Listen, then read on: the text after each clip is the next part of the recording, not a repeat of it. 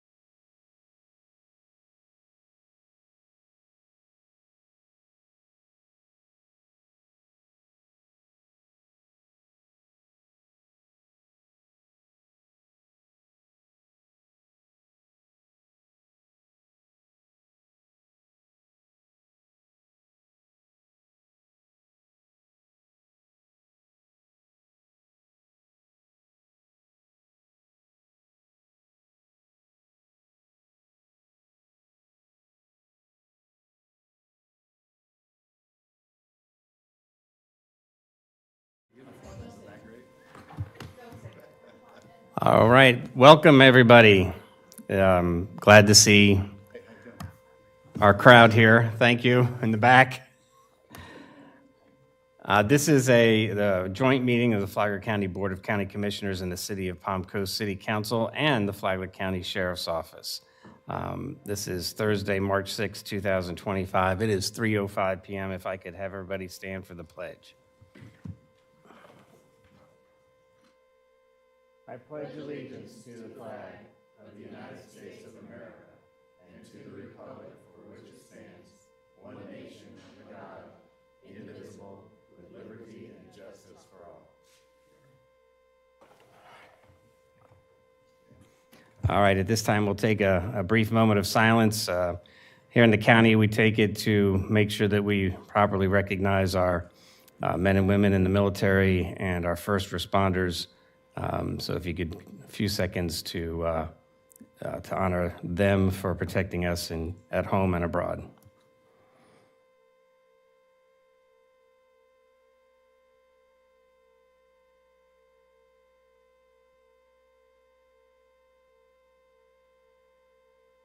All right, thank you very much. Appreciate it. Again, welcome, everybody. Welcome to City Palm Coast. Sheriff's Office, Sheriff Staley, good to have you here. My fellow commissioners, good to have you here. We have a full dais other than the Ray Stevens, who has just recently resigned, and we give our best and prayers for his full recovery.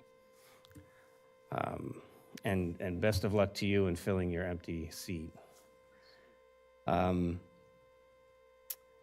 Today, we're going to talk about the 5-year public safety plan. And I think first off will be Sheriff Staley. Very good, sir. Thank you. Thank you, Mr. Chairman, Mayor, Vice Chair, and Vice Mayor, and elected Board of County Commissioners and City Council of Palm Coast. First, I want to thank you for doing this. I know it takes time out of your day, and it's hard to schedule and coordinate everybody's busy schedule. So I know it was quite the endeavor to get us together. But I thought it was important. So about a year ago, we discussed the 5-year public safety plan. But since then, there was an election, and the county commission has 2 new members, and the city council has basically everybody new except for the vice mayor. So I thought it was important that everybody understands what was talked about a year ago, so that we all have an understanding on the 5-year plan and where we go basically from here. Before I turn it over to the acting, interim city manager for Palm Coast, Lauren Johnston, each of you received our 2024 annual report. And that came off the press yesterday at 4 p.m. So it's very fresh. Hopefully the ink won't smear. But when you have time, it really explains to you what the full service Flagler County Sheriff's Office is and what we do for the community. So I would encourage you to look at that when you have time. And with that, let me just introduce, you know her, Lauren Johnston is the interim city manager for the city of Palm Coast. But she really took these studies, as some of you heard last time, and really dissected it and did a great job. And she does a great presentation on what she discovered and learned when she dissected it. And obviously, we have to have a public safety plan because it's the city of Palm Coast, the biggest city in Flagler County that we serve, and then also the Board of County Commissioners. Those are the 2 main funding sources. And I think it's important that we know what the needs are and what the expectations, hopefully going forward, are, so that nobody is caught by surprise. And it's not well, I need this from you and I need this from, the city. it would be better if we just plan for the future and plan it out going forward. So with that, I'll turn it over to Lauren. Thank you, Sheriff. Good afternoon. So really wanted to highlight the study that was done in 2022. The Sheriff's Office received a grant, a Community-Oriented Policing Service, a COPS grant from the U.S. Department of Justice to conduct a more in-depth law enforcement staffing study using a mixed methodology approach. So we're here today to review the study, discuss an approach to funding growth, and establishing a metric for calls of service, as well as continuing to fund the need for deficit staffing. So this aligns with not only Flagler County's strategic vision, but also the City of Palm Coast, and it's paramount for effective and efficient delivery of essential services, particularly in the realm of public safety. By synergizing our objectives and strategies, we can both ensure a cohesive approach to serving our community and maintaining public safety. Shared goals enable better resource allocation, coordination of efforts, and the ability to address emerging challenges collaboratively. And it also, the alignment fosters trust and transparency between the city and county administrations, enhancing communication channels, facilitating joint decision-making, and ultimately a unified strategic vision not only optimizes the use of taxpayer resources, but also reinforces the commitment of Flagler County and Palm Coast. So while we know our residents don't perceive any boundary lines, they don't know where Palm Coast city limits start and where Flagler County is all, and then Flagler Beach and Bunnell, they see us as one community. And they really see services provided to them by local government in that way as well. And that's really been our community's approach to delivering law enforcement services, is through three main avenues. Palm Coast has a contract for enhanced level of service, the sheriff services countywide, and then there's county-supported services. And they're indicated on this slide, with Palm Coast really having the patrol and traffic enforcement. There's special details on traffic safety and security for community-wide event. They do enforce all of our city ordinances, and then other duties and functions customarily rendered by municipal police departments. And we in the Palm Coast contract pay for one school resource deputy. The sheriff offers services countywide. That's the duties and obligation in Florida statutes, court and detention services, crime scene, criminal investigations, and then 24-hour comprehensive dispatching services. And then county-supported services is countywide basic law enforcement and investigative services in unincorporated areas, and there is a school resource deputies government partnership. So into the study. This report relates to methods and outcomes of staffing analysis performed by the Flagler County Sheriff's Office. It was oriented around three objectives. One, optimize a new mixed method law enforcement staffing analysis model with measurement, refinements, and site-based data collection, and addition notes to methodology enhancements. Two, administer a new model to specify the immediate and near future hiring needs for the department. And then number three, demonstrate the utility of the model for other agencies. So this isn't comparable to how there's other models like the deputies per 1,000. This is really specific to a new approach. So I'm going to kind of highlight the data that was previously presented. It really identifies a series of steps in how the data was calculated. Step one was evaluating the calls for service from March 1st to February 28th or 29th each year. And the reason, and this was analyzed in 2020, even though the study was conducted in 2022, we wanted to look at the data that was pre-COVID. Then step two was a calculation of deputy time in minutes and hours responding to calls for service. Step three was a determination of the minimum number of deputies needed per shift. Step 4 was the real-world obligation time. Step 5 was calculation of the shift relief factor, meaning sick time, vacation time, training time, some of those off-duty factors. And then step 6 was a staffing analysis calculation of deputies per shift with the consideration of calls for service volume, the shift relief factor, and performance obligation.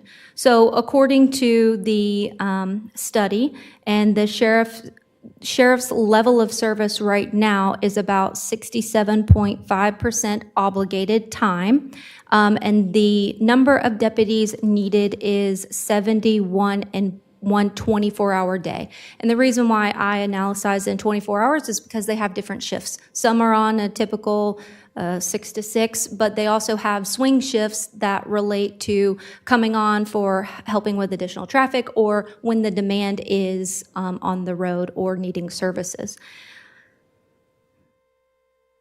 So this is the calls for service over the last couple of years. Now, calls for service is really high at 120 in 2019 to 2020, but then citizen-initiated calls for service are that 43,385. And that's the true calculation of whenever a citizen calls 911, all the previous steps that were discussed on the slide prior, it's how many of those we're responding to. And what was interesting, it was an average response time from the time the call started until the time the deputy was able to service the next call was about 2 hours.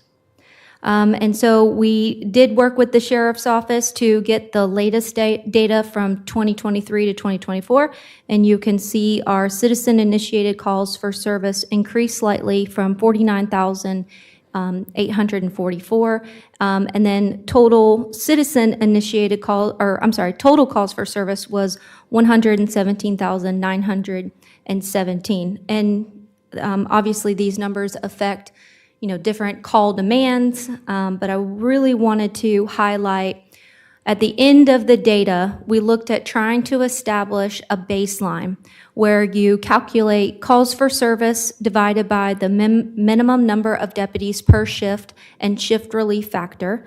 That would equal 1 deputy sheriff for every 308 calls for service. So what is community policing for those that do not know? Community policing is really anything that's not citizen initiated. So whether we're out at public events or participating in public programs or even just on the street doing security checks, any other things that would not be anything citizen initiated. Sometimes even, any more on that? Pretty good? Okay. All right, so we've seen growth in our community. These are the Bieber estimates for our community. And one thing I think is really important to look at is how we can create efficiencies in government. And the Sheriff's Office has done a really great job of leveraging technology to enhance public safety efforts. So their real-time crime center really helps with the license plates reader and really handles those calls for service. And then what's interesting on the right side of the slide is the calls for service by district. So there's 3 districts in our community, and you can tell from the really red dots, it's mainly in the city of Palm Coast city limits. And we, as Palm Coast, attribute to about 80% of the call volume. So we are year 2 of the plan, and this was presented previous. Last year, the city did fund 9 deputies, 5 at a full year and 4 at a half year, and the county did support additional services as well. And this was really 2 things. One, to accomplish the deficit that was identified in the study of the sheriff needing 75 deputies over the next 5 years, and then how it aligned with our baseline metric, which was 1 deputy sheriff for every 308 calls for service. And I will be happy to answer any questions, or the sheriff.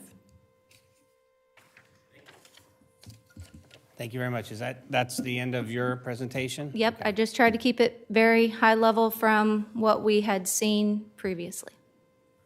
Okay, very good. So at this time, we'll open it up for questions, either for Lauren or for Sheriff Staley. So I'll keep my head on a swivel and try and make sure I catch everybody. All right, I don't see any, so let me throw a couple out there. If you go back to the Bieber slide, have we been exceeding the standard Bieber projections? Has population been exceeding the average? No, this is the average, and no, this is not the high number, this is the average. Okay, so the projection is still on the average and not the high? Correct. Okay. In the heat map, there's yellows in Bunnell and Flagler Beach. So can you explain the services we're providing that cause the heat map in the areas that have existing police? Well, that's going to be a range of services from disturbance calls, crashes, to more serious crimes, disturbance calls. It might be a Marine unit on patrol. It's really everything that we do. But what you're seeing there is the initial call, the initial activity. It doesn't show like our undercover operations where we raided a house just 2 days ago. It doesn't show the follow-up investigation by detectives investigating the crime. So hopefully that answered your question, Mr. Chairman. Well, but I know the boundaries are hard for people, but calls to the city of Bunnell's police department would be that starts with them.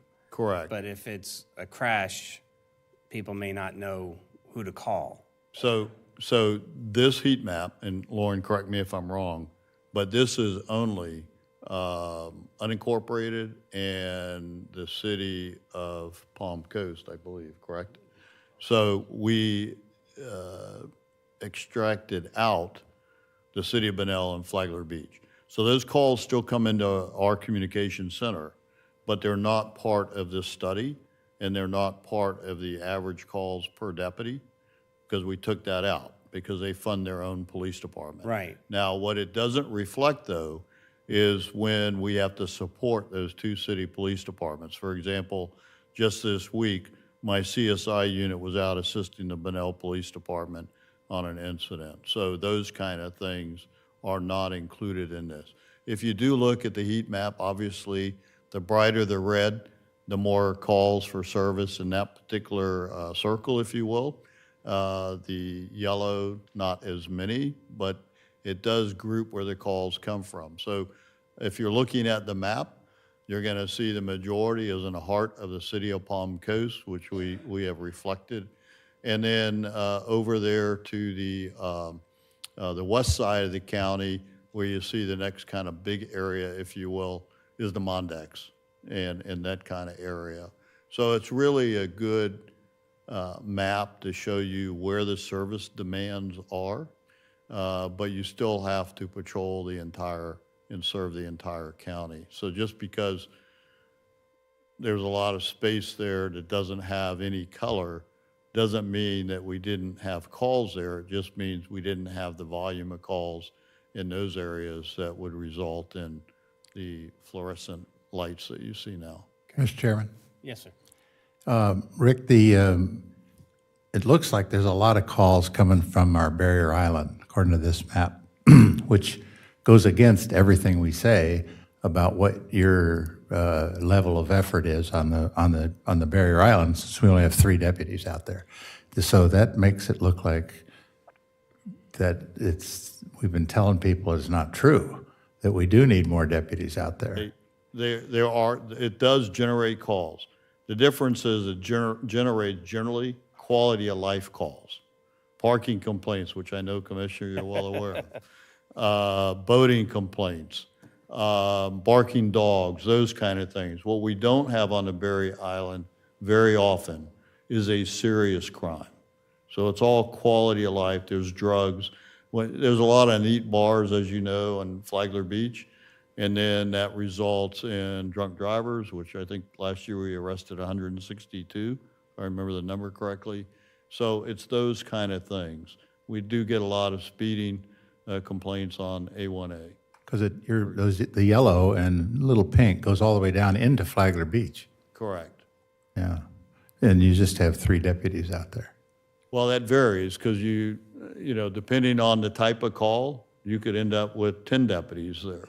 If somebody holding a hostage or Right. you know, a homicide, fortunately, I hope I just didn't jinx myself, but you know, you'll have a lot more depending on that. But assigned at a time, you are correct. Thank you. I would, if I could, just see which way this goes. So I want to go back, maybe. Just want to, Lauren, I'm trying to get to the district map. It doesn't like me. This one? No, the one that you had the map showing the, It's not the heat map. not the heat map. I Have don't one? think I have one. Oh, is it not there? Okay. Just the heat map. Maybe it's in the thing. So, all right, we'll just go back to the heat map. Okay. So in your booklets that I gave you shows how we serve Flagler County. It shows currently 3 districts. Thank you, Commissioner. So I don't know what page that's on. 12. Okay, page 12. What I want to point out, because we know there is huge growth coming north US 1, the west side of the city of Palm Coast. Now, it's not going to happen overnight, but we know it's coming. So we are in the process right now of designing a 4-district model so that we are prepared for that growth. Now, that won't be a full district in the beginning because it doesn't justify full service because it's still a lot of wooded area, but the growth is coming. So what we would rather do is plan for that now so that we have the structure that when the growth starts picking up, and you've already seen a lot of homes being built on the north US 1, Matanzas, all that area. That's the area that I'm talking about. I thought maybe I had another map, but you'll see that map later on when we finalize it in there. So we are preparing for the growth that we know is coming. Whether any of us like it or not, it's coming. And so just know that we are planning for that so that the quality of service doesn't decline. Yeah. Good question. Councilman Miller. Thank you, Chair. So I just had a couple questions. We talked about 80% of the call volume being from Palm Coast. What would the percentage of funding from Palm Coast versus county? I know there's various funding mechanisms, so I know it's not all coming from both of just us, but in terms of that mix, how does that relate to the 80% call volume? Well, that's a great question, but it's also a very difficult question to answer because what's unusual about Flagler County is that the Board of County Commissioners has set a model where there is a basic level of service across the county, regardless if you're within a city limits or not. That's unheard of. In fact, to my knowledge, and I've been doing this for 50 years, this is the only county that does that. The traditional model is you don't want a police department, you contract and pay the full price for your law enforcement services in a city. Go look anywhere in Broward County, that is 100% the way it's done. You look at Deltona to our south, their contract with the city, with the sheriff there is significantly more, like millions of dollars more than the city of Palm Coast is paying. So I don't know which model is best. I will tell you for the taxpayer, the blended model that Flagler County has with a basic level of service paid predominantly from the countywide ad valorem with increased level of service by the city of Palm Coast, which is what they pay for, is the best cost-effective way for the residents of the city of Palm Coast. So I think, even though it's a unique model in the state of Florida, you really have crafted a very good tax-saving model. So for example, your contract roughly is $10 million, okay? if you were to start your own police department and properly fund it, properly staff it, not including the capital, you're looking at probably $30 million if you do that. Because that means detectives, it means, your patrol people, it means undercover operations. So, and then you have capital on top of that because you got vehicle needs, equipment needs, buildings, and those kind of things. So I would say if you look at that, you're probably paying a third of the real cost in there. Thank you. Mr. Sheriff, I have another question regarding we mentioned resource officers as part of the contract, and so not knowing how that works, just a question regarding why isn't that maybe a school board responsibility for funding versus City of Palm Coast? And so you pay for one. So the easiest way for me to explain it, here's how the budget breaks down for school resource deputies. School board's paying about 40%. City of Palm Coast is paying about 10%. County Commission is paying 50%, of which, by the way, Palm Coast does not have a requirement in Florida law to do what they're doing, and neither does the Board of County Commissioners. It is the school board's responsibility by law. However, when we did a survey at the Florida Sheriff's Association across the state of Florida, what we found was, and this is probably a year old now, two school districts were paying 100% of the cost. That's the exception. The average is 50% across the state. Here's where the real problem is, and I have advocated for a change, and I'm willing to work with this board, the city council, and the school district. So far, I haven't got any traction, and I'll explain why. The state uses what they call safe schools money, and it's allocated based on the crime rate of the county.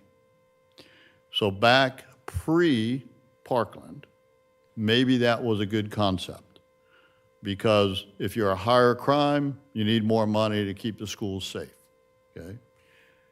After the Parkland tragedy, the state of Florida passed new laws, as you know, mandating either a school resource deputy in every school or a guardian, and or they could start their own police department, okay? The playing field changed because now it's not based on crime, it's based on how many schools you have. And they mandated that you do one of those three. The problem is they never changed the formula. So when I brought this up to the Florida Sheriff's Association, now I'm an officer, so I'm hopefully have a little more clout now, but I'm not the president yet. I still got a couple years to go. When I brought this up, here is what I was told by our legislative chair. Oh no, we don't want to change the formula because my county will lose money. So because we live in a safe county, we are penalized. And that formula needs to be changed. I just had lunch with the superintendent this week and suggested that the school organization and the Sheriff's Association ought to work together to change the formula. When Speaker Renner was in, I brought this up to him, but he's pulled in a lot of different directions for 2 years as a speaker, and to my knowledge, there was no traction done because the big counties will fight a change in the formula. And unfortunately, the perception that we have here in this district is that even though they have the responsibility, they don't want to add any money to that pot from the Safe Schools money to provide for school resource deputies. And it's their responsibility. Hopefully I didn't just step on Chairman Dance's feet since he was on the other side a few years ago. Well, just experience from that is that the same issue came up with the regular funding formula for students. And the same thing would have happened if they had adjusted the formula. The bigger counties would have lost money. So instead of doing that, they came up with a supplemental funding program to where the smaller counties got additional funding but didn't hurt the bigger ones. And maybe that's something that, and maybe it's not a change in the formula other than an addendum that supplements the safe districts, but the ones that still have to put deputies in schools. I don't disagree with that. That would be certainly another option. I'll give you an example of how that's been done in a different format. So there are 20, 28, 30-something what are considered financially constrained counties. So when the governor 2 years ago raised the starting pay for state law enforcement to $50,000, that really put the constrained counties in a bind. Frankly, it put us in a bind, but we're not a constrained county. So what the legislature did was provide reoccurring funding for law enforcement salaries to these constrained counties. The problem with that was, one of those unintended consequences is that, okay, you help out Putnam County, okay, because that's to our west. St. Johns County has more money than they know what to do with. Volusia is right there. And here we are, and I'm being squeezed because they're getting state money. We're not getting a dime, but yet I got to be competitive to be able to attract employees. So it's those unintended consequences. So, to me, very simplistic formula. Right. Here's what I would say to that is whatever that total pie in the sky is for safe street money, figure out there's like I think the superintendent told me there's like 4,000 schools in the state of Florida. Take that money, divide it by 4,000, this is what you get per school. And that wouldn't cover anybody's full cost, I'm sure. But there needs to be an adjustment, in my opinion. Right. Very good. Good question, sir. I just had one more, I think it's the obligation slide. I don't fully understand that, so I just wanted to try to get clarification on that slide.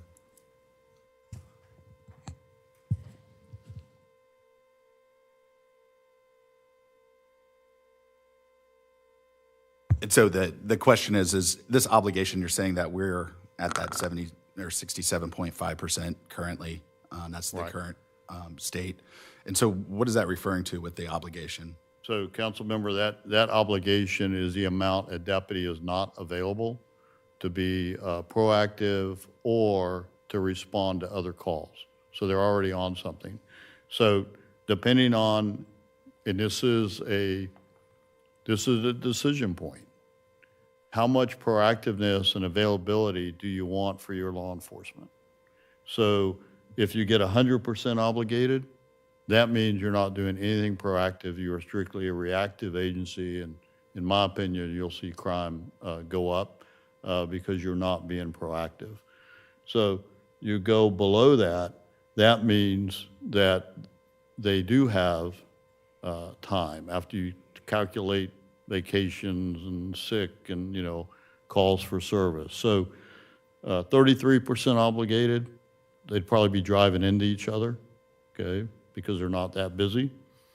So you probably want to be somewhere in the 50 to 65% would be my recommendation. And I believe that's what the study recommended too, if I recall correctly.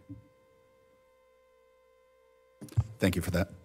Can you tie a number to that, Sheriff? I mean, if we went to 65% obligated, this study, does that coincide with the number of deputies that this study says we're going to need I'm trying to get to 65%? Bear with me, Commissioner, I'm going to get to that. So the study, when it was done, we were 81 deputies short based on this study in the population at the time.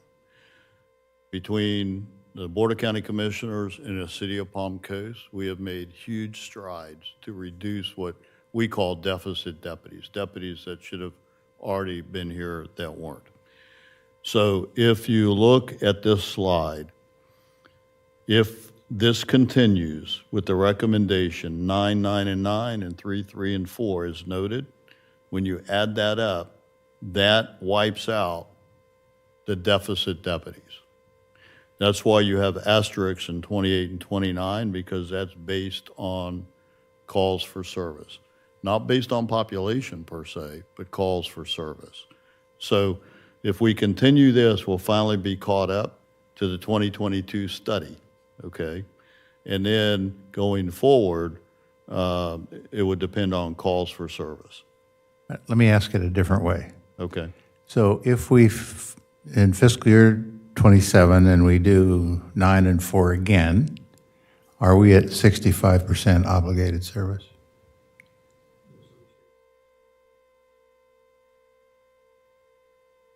So it doesn't improve us at all, just gets us status quo on the Correct, obligated level of our deputies. that's correct. Okay, thank you. Now, if I could put a caveat on that. Please do. You noticed, let me see if I can find which one this is. You noticed the calls for service, which is the blue line, citizen calls for service, only went up a couple hundred, right? And the total calls for service, which includes deputy-initiated activity, arrests, those kind of things, went down a little bit. So if that trend continues, then it's possible that as you add the deputies in 26 and 27, but the community calls for service don't increase, you actually will improve that percentage. And it may then reduce the number of deputies that you need in 28 and 29. It really just, it just depends on what growth impacts the calls for service level. Right. I have a couple questions, Sheriff. Thank you. Yes. Thank you for being here, Boy, Sheriff. you're getting and it easy. Thank you for the presentation and the information. Sorry, I'm leaning. We're sharing mics over here. So the chart that shows the calls for service, as you just mentioned, it looks like they went down slightly. Thank you. What do you attribute that to? Well, it's crime reduction for part of it. And we know that we have a reputation in the criminal world to not play around in Flagler County. And I can prove that to you because we tried to buy cocaine from an individual just a few months ago. And during the setup to make the buy, he told us, it's all recorded, I won't meet you in Flagler County, I'll meet you in Volusia. So guess what we did? We joined forces with Volusia, and we met him in Volusia, and we bought an ounce of cocaine from him. So the criminals know who's tough on crime, quite frankly. But I'm only tough on crime because you have given me the ability to be proactive and not reactive. And so we want that reputation. And I can tell you, you know, right now our residential burglaries this year are up. But about 60% of them are under construction. And because of the new reporting criteria from the FBI, it's called NIBRS, National Incident-Based Reporting System, which wiped out UCR. They've been around for decades. UCR was Uniform Crime Reporting. They changed the definition of crimes and what you had to report. So before in my career, if the house was under construction, there's no doors, no windows, no garage, you know, it's just a shell, okay? And somebody walks in there and steals a sheet of plywood, which we just had that happen with drywall. It was a larceny. Now it's a burglary, okay? If you're curious on the one that just happened, this guy came in and we have arrested him. He came in, dumped all his trash out of his pickup truck into the dumpster, which is a violation on a construction site anyways. Then he stole a piece of drywall, sheet of plywood, put it in his pickup truck, and drove out. And a few minutes later, he comes back and delivers the drywall sheet back because I guess he had second thoughts. Well, unfortunately for him, I have a lot of technology, and we work in particular with this home builder, and we had enough technology to identify him and put his butt in jail. I appreciate that he returned the plywood or the drywall, but it's too late. You steal it, doesn't matter that you returned it. Maybe at your sentencing it will. And the age groups that we can attribute to most of the calls, so whether they're medical, criminally related, do we have that data? What age groups generate the most calls? I don't have that data in front of me, but what I can tell you is historically by studies, for crime, it is basically under 40. For medical, based on the calls that I'm aware of, that my deputies also respond to because of a heart attack or something like that, because their cars are equipped with AEDs, there tend to be older residents, but that would probably have to come from the fire department. Okay.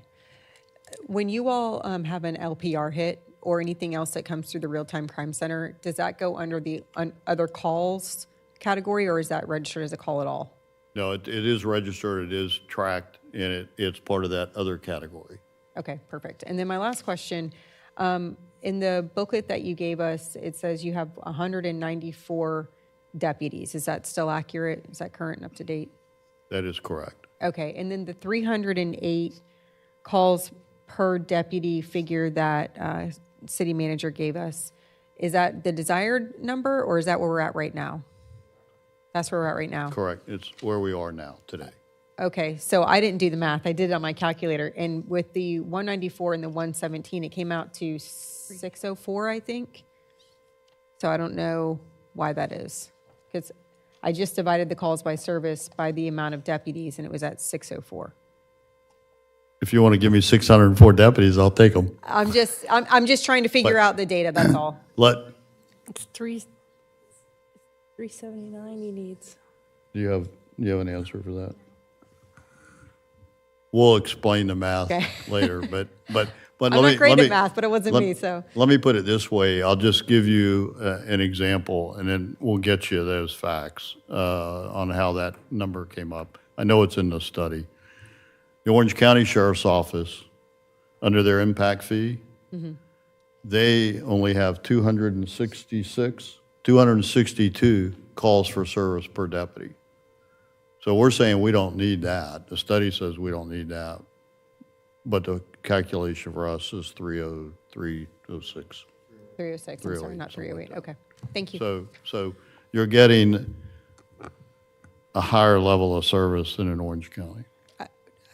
Caveat underscore all of this, you all obviously do a fantastic job, and we greatly appreciate you in the county and the city, and look forward to continue to support you. And thanks for bringing up the LPRs, because there was a slide, I think, on here, I know it's in your book, on just the activity that LPRs created.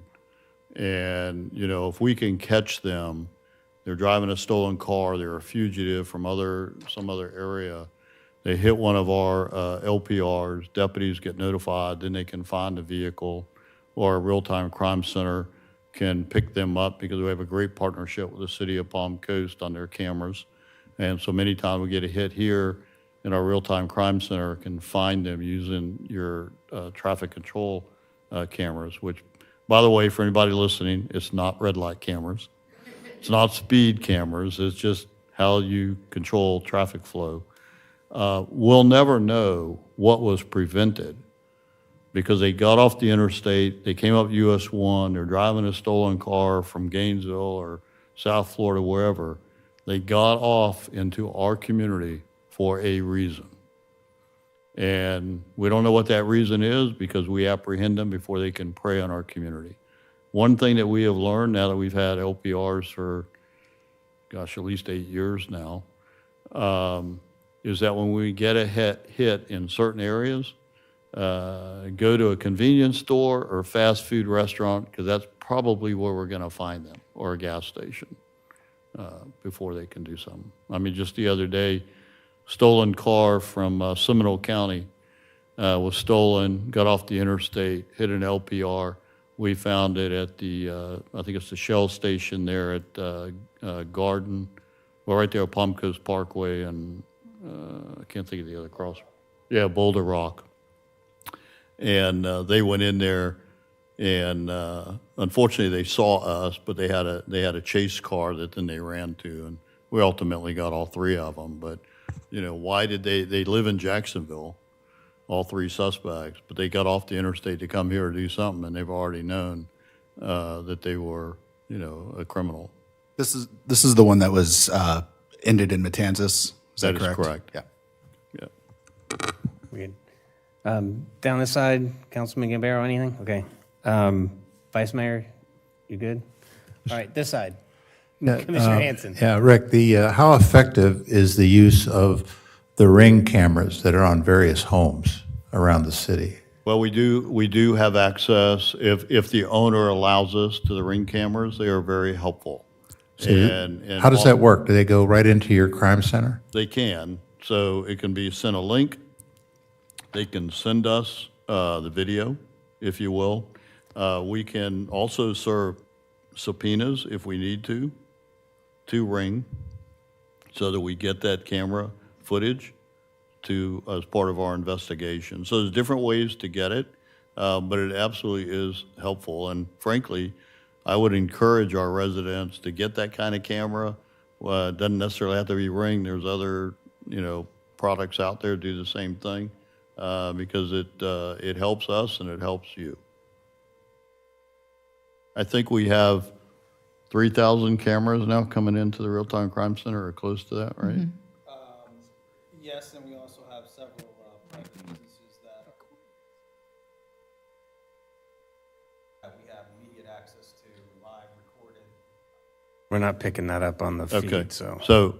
So we have close to 3,000 cameras that are private or government owned that feed into our Real-Time Crime Center. In addition to that, many businesses have joined our FlaglerConnect.com. Is that right? .com? ConnectFlagler.org. And will give us real-time feeds into our crime center from their businesses in the event something is going on. And so all of that works together. You didn't buy 3,000 cameras, okay? In fact, in comparison, you bought a very small percentage of that, but those are strategically around the county. Commissioner Richardson. I've got a simple question. What happens if the growth, I got yelled at for not being loud enough. We're predicting a certain amount of growth. And if it's not the growth that we're predicting, lesser or even lesser than we'd even know, would that still change the model of how many officers we need to add if we don't have the growth that we're anticipating? So let me go back to this other slide. That was my idea.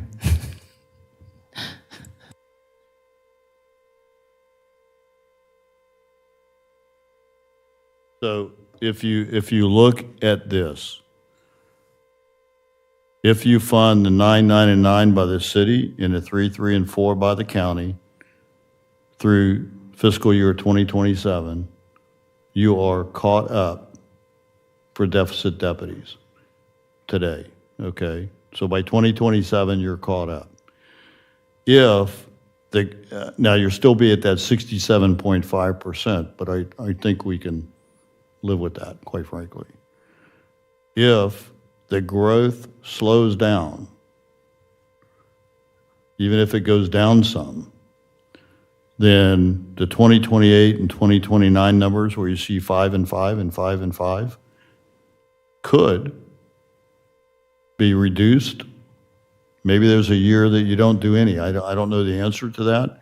I can tell you that the projections were based on what is planned developments that we are aware of by the city of Palm Coast and in the unincorporated areas of Flagler County. All right, Other questions? I just wanted to mention that I'm grateful to hear that there's proactive planning for a new district to split up District 3. One of the things, while you get a very immediate call to service in Palm Coast, in District 3, just based on its size, there's proper staffing out there, but you can be working a call at Cody's Corner and have to head over to Andalusia, and it just takes the sheriff, the deputy 20, 30 minutes just to get to that. So I'm grateful to see there's proactive planning to split up and create district and more people for coverage, because it is hard to say, we have proper staffing out there. It's just, it takes time to get them moved around for calls. And so, and it just keeps growing out there. So Commissioner, if I could just address that Absolutely. real quick. Our goal is to implement what I'll call District 4. It won't be a full-service district like you have in District 2, which is Palm Coast, but to implement that in January 2026. We're designing it now, and it's all based on data-driven and projected growth. But with that said, let me just say that the services that you get on the west side, which is the majority of this county, quite frankly, land-wise, okay, will not be equal to living in the city of Palm Coast. So I don't want expectations to be set here because there's a reason that you live on the west side and not on a city. So those sectors that deputies are assigned to, while the district itself is big, there are sectors within that they are assigned to work, but they're still big sectors. Then when you look at the sectors in the city of Palm Coast, they're significantly smaller because of the population that's in that area. So it'll never be equal.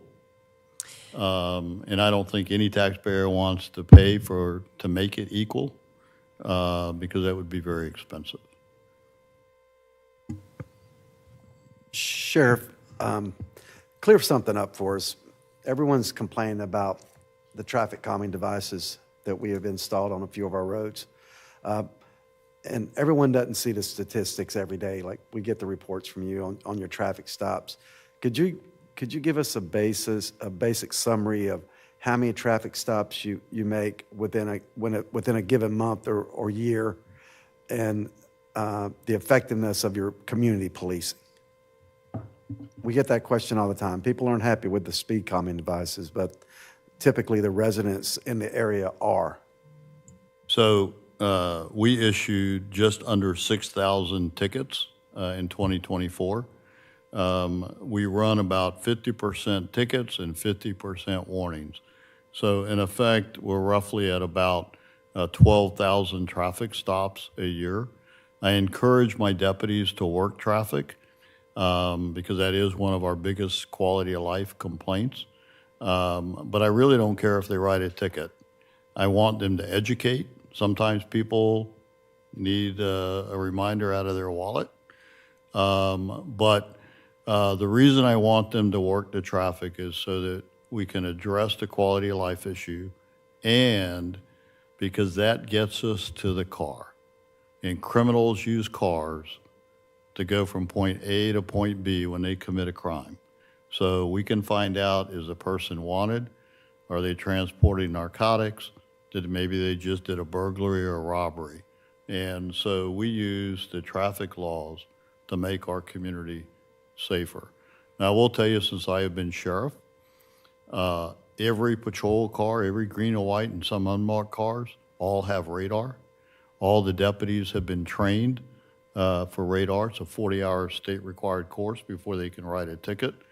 We have to have those radar units certified every 6 months. So there's a cost of doing this. But you can't expect deputies to have a positive impact on a quality of life issue if I don't give them the tools. So they have the tools now to do that. And then when I was elected sheriff in 2017, there was 5 dedicated deputies for traffic enforcement. Working with the city of Palm Coast, we added, and those were motormen, we added 5 Mustangs dedicated.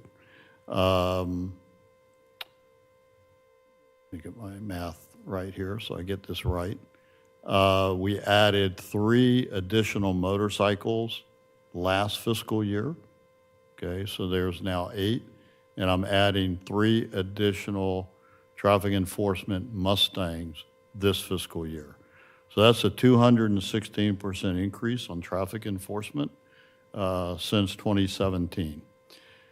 The key with making our roads safer and hopefully reducing complaints, okay, because we all hear them, is you have to do engineering, and engineering could be traffic calming devices, designing, and requiring the proper roads for growth. It requires enforcement and education. And I think, at least at the sheriff's office, we are clearly doing enforcement and education. You've probably seen, at holidays, we even put somebody wearing some costume out there. So we do that to try to educate, because what we really want is compliance. What I can tell you is we will never enforce our way out of this issue, because there are more bad drivers, more speeders, more reckless drivers, more impatient drivers than I have deputy sheriffs, so that you could ever afford to fund me for to have an enforcement impact. But I don't know if you saw it, today we're running an operation. We've run a number of operations for Bike Week with our partners with FHP, Bunnell, and Flagler Beach. And so Bike Week is not the week you should do anything crazy on the roads. Thank you, sir. Any other questions? I just had one more question about just piggybacking on Commissioner Richardson's questions about growth. When are the last times our rate studies have happened in terms of impact fees? So that would be a county commission, because the county commission did the last study. The city of Palm Coast, under prior administration, voted to piggyback basically on that. I will give you my opinion. The impact fees are too low. I think that's what the study said when we approved it, so. But we're limited, you guys know, we're limited to when we can revisit it, so. But I think we're getting close to a. I was 4 just years, wondering I think, when that next evaluation may be. Okay, so it was, 26 maybe? it was every 5 years, because Lauren said it was adopted in 2021. Okay. Vice Mayor? Yes, thank you. As far as salary for our deputies, how are we on average with the rest of the state? Well, so every And I'm different sorry, parts of the state. To clarify, fully burdened with benefits and all of those things as well. I apologize for Okay, interrupting. so I really use Northeast Florida to compare us with. I don't try to compete with Jacksonville. I can't do it. But I do need to compete with St. John's, Putnam County, and Volusia. And we're right in the middle. St. John's is the lowest paid. Putnam is the lowest paid. Volusia and I are about equal. And St. John's blows all of us out of the water on Okay. pay. But To I say can it. compete with them because our benefits are better. And so a starting deputy today before overtime is right around $55,000. And when I came in as sheriff, it was in the 30s, low 30s. And so we're competitive. I'd love us to be number one, but there's no way I can compete with all the growth and the new revenue that goes into St. Johns County. What I will tell you is, unlike other agencies, I'm not having any issues hiring people. I'm actually 12 deputy sheriffs overhired in my law enforcement side. We know that's about our average turnover from retirements or whatever. And so instead of waiting till somebody leaves and then you have the lag in the training and the hiring process, I authorized overhire. In my jail, I am if I remember right, 3 detention deputies overhired. In my communications center, which directly impacts anybody that calls 911 and anybody gets dispatched for service, whether it's fire or police or sheriff, I am for overhired because it's over a year process to train somebody to be certified to take the state exam that allows them to be a true 911 operator. So we haven't had the hiring issues, and I think that's because we have a reputation of a good agency to work for. We have earned the Daytona News Journal twice, best places to work in Volusia, Flagler County. So I think we have a reputation. And on top of that, this is a great community to serve. It really is. They support their first responders, whether that's fire, rescue, or law enforcement. And so that all helps attract.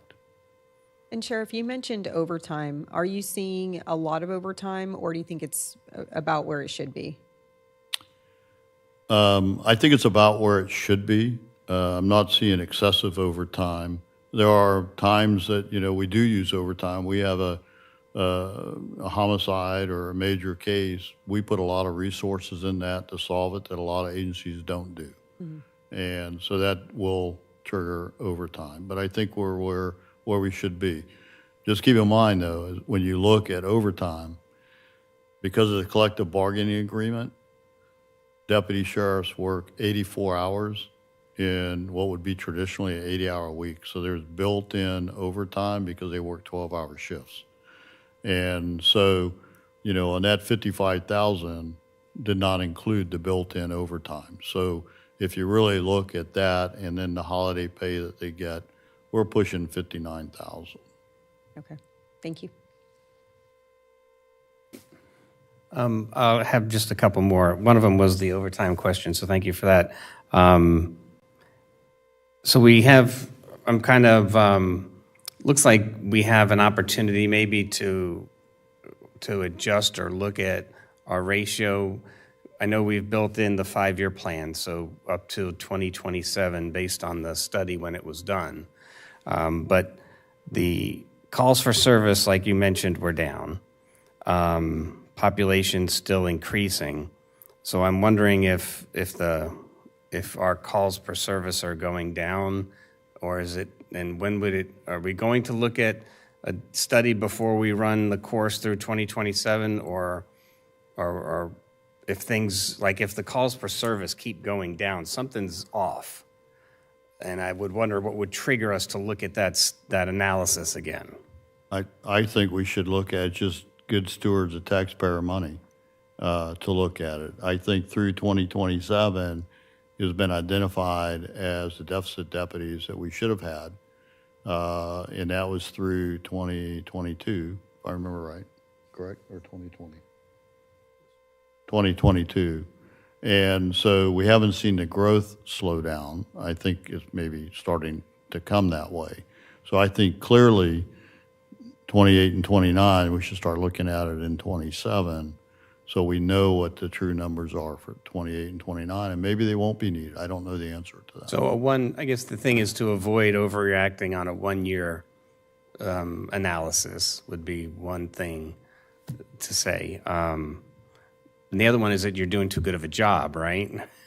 If the population's increasing and the calls for service, because we're basing, right, after 27, we're basing calls or deputies on calls for service. Correct. So, I don't know if, I guess at the end of the 5-year period, when we go look at this, even the 308 might change. Correct. So it's always possible. What I would say is that we, as a group, should look starting, we're seeing the trend right now, right? Populations are going up. The calls for service are down less than 1,000 from the year before. Not a bad thing. Right. Let's see in 2025 if that trend is continuing. We don't know that yet. Right. In 2026, and that will give us a fairly good predictor on what 27, 28, and 29 may be. Can you go back to the calls per service slide?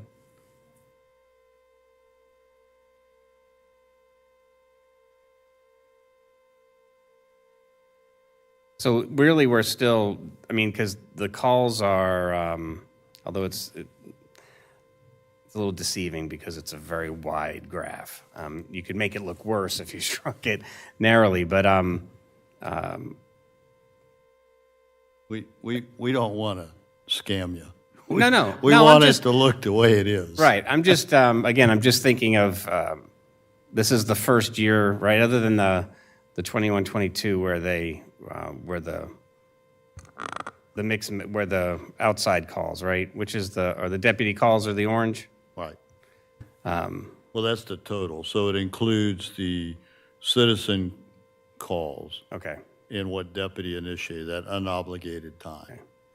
Again, it's not a trend yet, so it's just No, 1 year. But the trend that you can say is that the citizen-initiated calls, the blue line, okay, Are going up. are going up, but they're not going up as fast as they did between 2019 and 20 and 20 and 21. Right. Because there was about a 3,000 increase. Right. Then there was a 3,000 increase to the next year, 21, 22, but then it started to level off to where your increase is only a few hundred each year, which is pretty good considering the growth that we've had. Right. So 21 to 22 is really where things changed. It's the citizen-initiated calls leveled off, didn't go up as much. Correct. And the total, other than the one blip where it went down, have remained pretty consistent. Correct.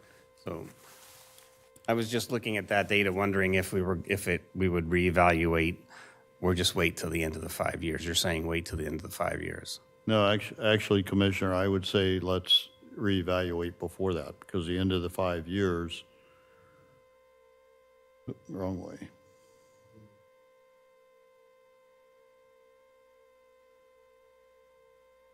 So my recommendation would be is that we should look in 2027, so 3 years of the 5-year plan, so that we see what is occurring for 28, 29 fiscal years. Okay.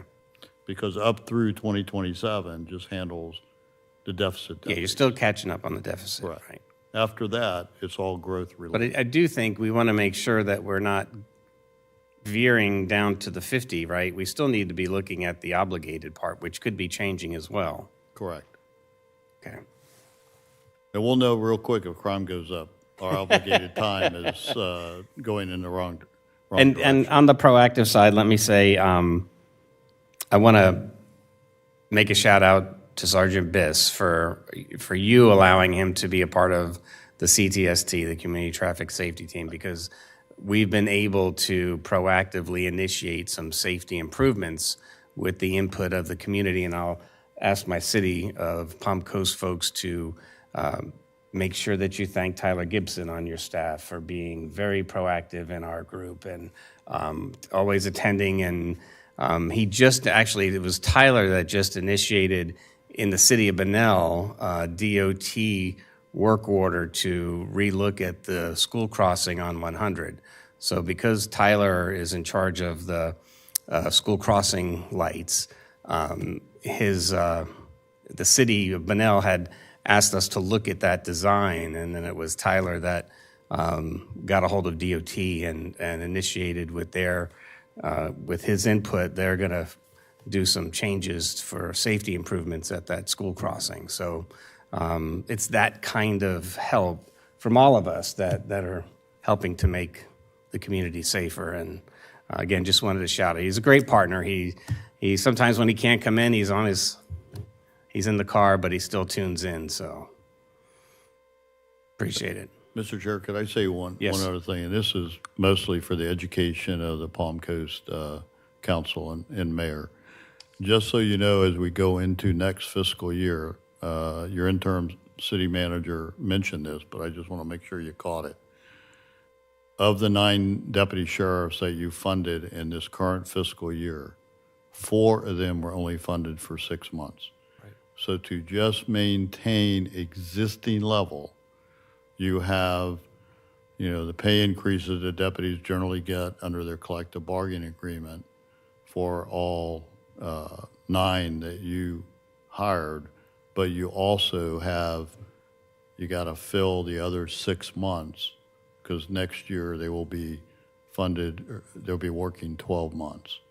And so just keep that in mind as you go through your budget process, because that's a good way to balance a budget, but it bites you the following year. And that's what's coming. Okay. Mr. Chair, Yes, Councilman Gambaro. thank you. Sheriff, first of all, thank you for what you do and that of your team here for our community. Leadership matters, and you're certainly bringing that. So really appreciate everything you do. And I appreciate you answered a question that I was going to ask on, the 5 full-time and the 4 at halftime. I just think on the chart going forward, that might be helpful to lay out. So it jumps off the screen. But incredible job. Really appreciate everything you're doing. And again, leadership matters, and you guys are doing a fantastic job. So thank you. Well, thank you, General. Let me just say, I'm the spokesperson. I got a great team, and they're the ones delivering the service. So I set the tone and the vision, and they deliver what I think is a phenomenal quality for our community. So don't give me the credit. Let's give it to them, but thank you for highlighting them. Yes, sir. Thank you. Any other questions on this I side? just have a comment. It's a joke. so Commissioner Carney. Don't take it seriously. On an operational level, just so you know, from Flagler Beach over here, you can't go the speed limit. So you can take those guys and move them maybe somewhere in Palm Coast. I can't get up to the speed limit getting here from Flagler Beach. But they're doing a great job at the bottom of the bridge. It's Bike Week, and they fly over that bridge, and right in Wadsworth Park, there they all sit. So, Well, but speed limit, I'd love to get up to the speed limit on 100 right now. Well, there's a lot of congestion. When I moved here 20 years ago, I would hear residents talk about the traffic jam across Palm Coast Parkway and 95 because they might have to wait for one traffic light. Having moved here from Orlando, I thought, well, you don't know what traffic jams are. And they forgot because a lot of them came from New York and New Jersey. Now, we have traffic jams. We have rush hour now. And I don't see it, DOT is repaving the road and building sidewalks.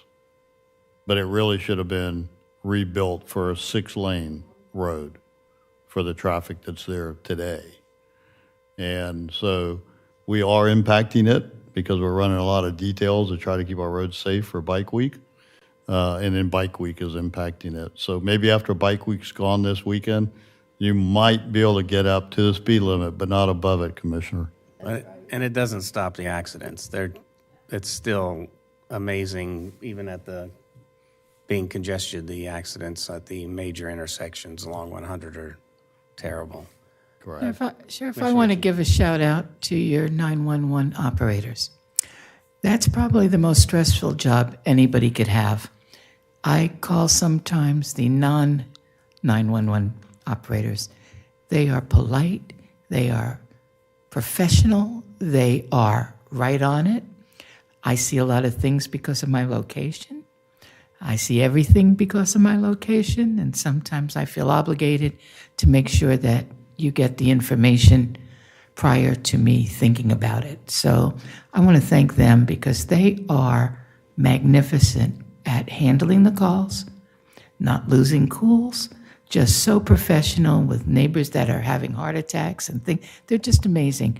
And I don't think they get the accolades that they so warmly deserve because it's a very hard job to be on triage. So I just want to congratulate you on running a great staff inside and outside. Thank you. Thank you, Commissioner. Actually, when I leave here, I'm meeting with all my communications employees, so I will relay that to them. And just so that the board and the body knows, last year they handled 143,873 phone calls. So they are truly the invisible heroes here, and that's with only a total of 26 people covering 7 days a week around the clock. They were in all my calls. All right, very good. Any other comments for the sheriff? And again, I don't bother you much because you have a great buffer in Chief Strobridge. So whenever I have something, I just talk to Chief because I know you're going to get it anyway. But do. he's a good buffer. He's great. He does a great job. Thank you, Mr. Chairman. Sheriff, you made an announcement last night at the Republican Club. I'd like you to go ahead and make it here. Oh, the one about 28? Yeah. Okay. So I did speak to the Republican Club last night. And while I can't legally, well, I guess I could, but I don't want to, file for reelection for 2028, I let it be known, because there's some rumors out there that I'm not going to run, and I'm hoping that's the dirt bags that don't want me to run, or it's political operatives that don't like me. So my plan is to file when it's the appropriate time to run for reelection in 2028, and hopefully you and the voters will reelect me. And I already got my first vote. My wife said I can. I don't think she wants me at home. And now you have to beat Shelley's record for the cards. I know. I thought I did a great job in 30 days, and she did it in, 3 weeks, I think. So, yeah. All right, great. Anything, Administrator, Ms. Petito or Mr. Hadid? We're good? The only thing I was going to mention, because the question was asked about the impact fees, we did adopt them in December of 2021, but as you recall, House Bill 337 had passed that same year, which puts that cap that it can only be updated every 4 years. And so with that cap, they also had said that the maximum amount that it could actually go up is 50%. But if it actually goes up more than 25% of the current, it has to be phased in over a period of 4 years. So we wouldn't be eligible to consider changing the impact fees until December of this year, 2025. And if we needed to raise them more than the 50%, we would have to actually conduct another study. Yes, just wanted to make that known.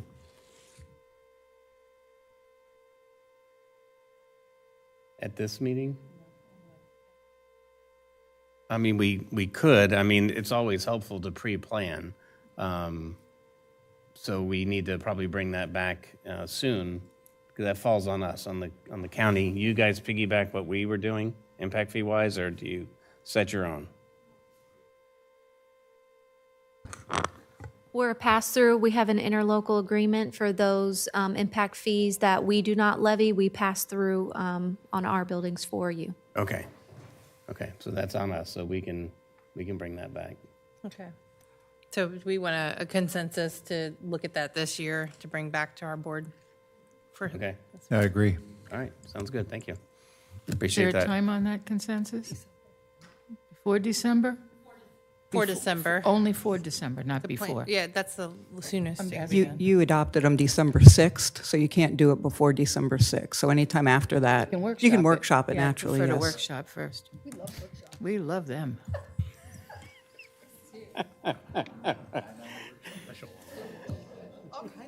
All right, at this time, we'll open up for public comment. If there's anybody in the audience that wishes to address this joint workshop on this topic. All right, seeing none, we'll go ahead and close public comment. Comments from our city council? Anybody? Final comments? Just wanted to echo a thank you for everything that you do, Sheriff. Go Gators. And on this side, any final comments from anybody? All right, great. Thank you, Sheriff. Appreciate you coming today. The explanations help. The additional details are very helpful. Thank you, Lauren, for the presentation and the analysis again. And Thank you for the Chairman, I move we opportunity, adjourn. Mr. Chair and Mayor and elected officials. I think it's important that we had this conversation. okay, great. With that, I'll take a motion to adjourn. Move we adjourn. All right, we are adjourned. Thank you, everybody. How's that for, to get you guys out on time? Oh, yeah.